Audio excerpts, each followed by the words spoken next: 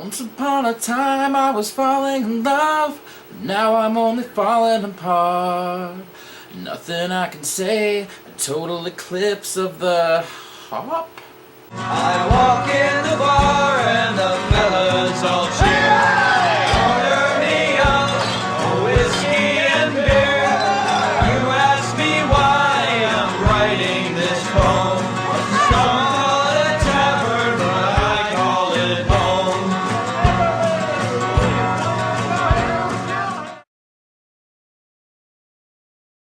Hey guys, Johnny Oldschool here for Booze Reviews, and it is time to review something that I've seen at the beer store many times, and maybe we even reviewed on this show before. I can't quite remember. Hopefully we haven't, because I don't really want to go through all of our backlogs and watch our episodes again. But I have something called Total Eclipse of the Hop from Howe Sound Brewing. Howe Sound Brewing is a fantastic example of proper Canadian craft beer. It even says on the side, product of Canada, eh? Now what's kind of interesting about this bottle to me is that despite the fact that Howe Sound is in BC and this beer comes from BC, and BC is clearly in Canada, it has the Government Surgeon General's warning on the side label? I don't really understand why that's there because I bought this in Canada, but it says on the side, imported into the USA by Kirkland, Washington, beveragetraders.com. So did they import this into Washington and then bring it back to Canada? I have no fucking idea. In any case, there's quite the write-up on the side, so let's indulge, shall we? In 1980, BC's John Mitchell and Frank Appleton pioneered North America's first modern craft brewery at Horseshoe Bay on BC's spectacular Howe Sound, beginning what has become known as the craft brewing renaissance. This beer, a high-gravity India Pale Ale brewed with 100% barley, 6 varieties of hops, water, and yeast. 6 varieties of water?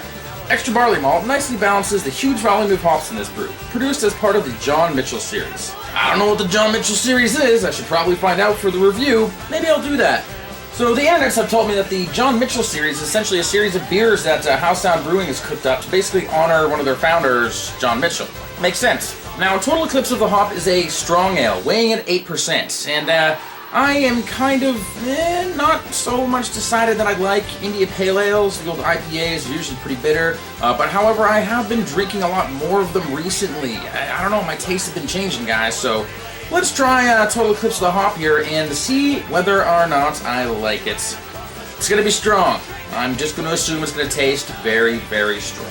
And I need you now, tonight. I fucking need you more than ever. I can thank my mother for this fancy beer glass, which looks like a beer bottle. How you like that there?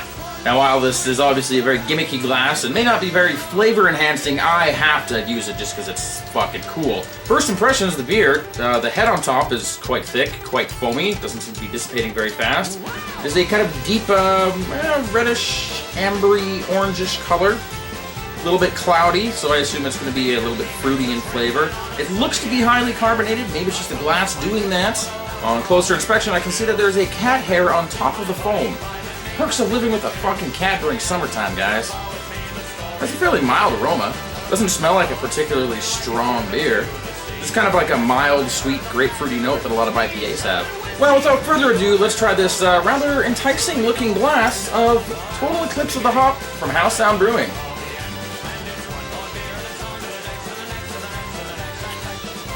Turn around, bright eyes. That is a very strong IPA. Instantly it has that lingering bitterness of the traditional IPA flavor. Very hoppy, very hoppy. I'm not sure what I expected, because it is called Total Eclipse of the Hop, so I assume what they mean by eclipse is that the hops are so large in this beer, they're kind of like shadowing out every other flavor. It doesn't necessarily taste like an 8%. Bitter flavor really sticks in the back of your tongue, though. It has a very clean taste to it. This instantly strikes me as a beer that is of slightly above average quality. Now, if there's one thing I've learned about IPAs, and this is what's kind of causing them to be really interesting to me lately, once you get about halfway through the pint, your tongue kind of gets adjusted to the bitterness, and it can take on a completely different nature. And this is the part of the review I hate, having to drink a lot of beer. So I guess I'm just gonna have to take one for the team, guys, and drink most of this beer and see what the flavor is like afterwards. Every now and then I fall apart. I just build on myself. Forever's gonna start tonight.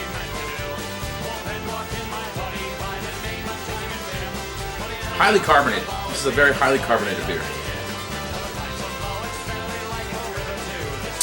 That really does pack a punch. I believe that calls for a wee bit of the e-cigarette.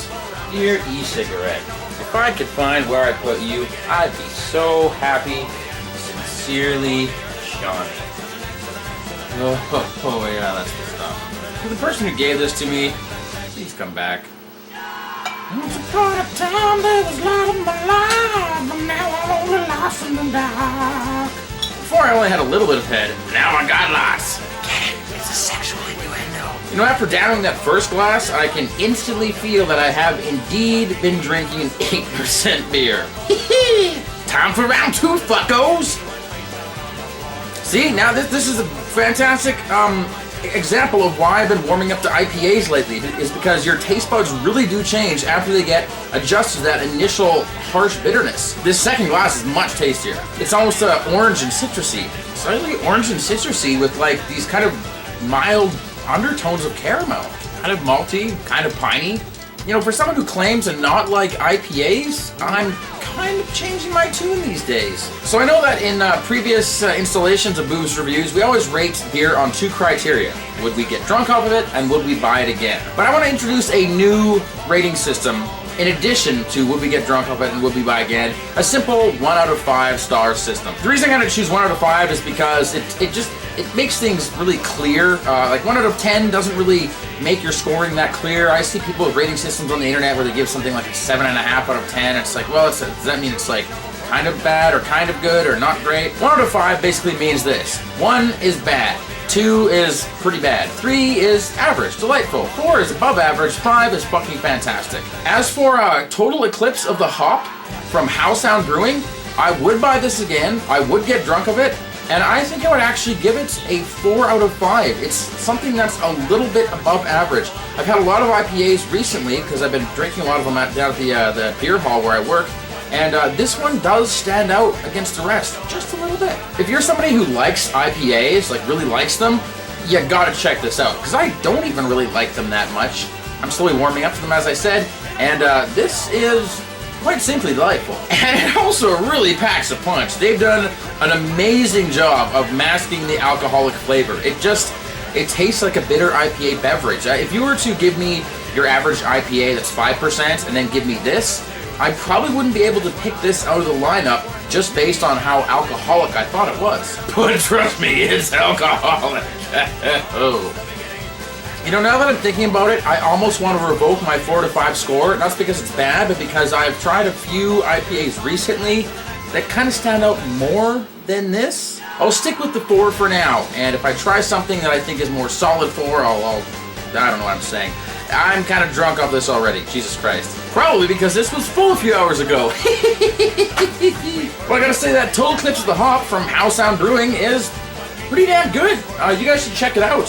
Really, most of the beers coming out of the Howe Sound Brewing brewery, it's just a good example of premium Canadian craft beer.